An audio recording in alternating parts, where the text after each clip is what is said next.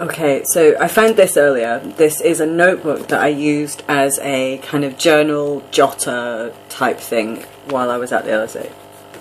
I'm just going to cover this up because that's my bloody name and address, but I don't know whether you can see on the page there, I drew a little tally chart.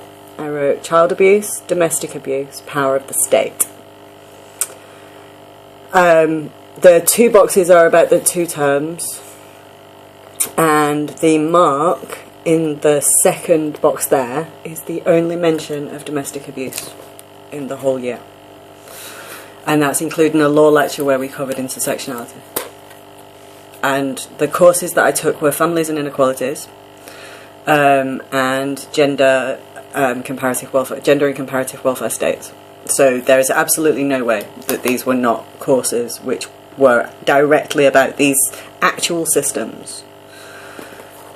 That is the only mention. That one mention. So there's no research project going to come off that, because what statistical analysis can you do to one mention? Do you know what I mean? So that's in a year of a master's degree specifically looking at inequality, which gave me an overview of where every one of our disciplines is on inequality.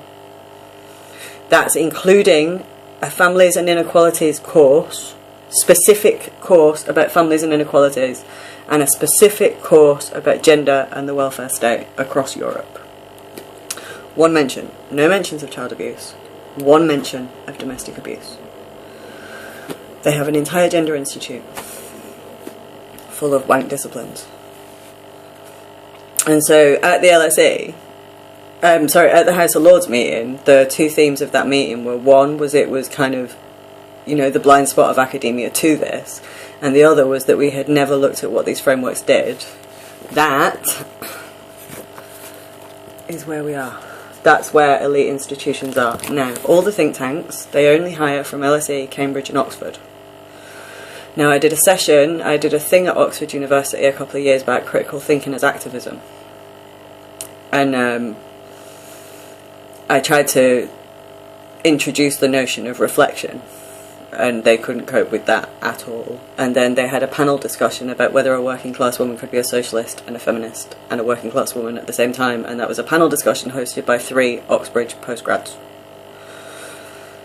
That's who's shaping these systems that I'm discussing.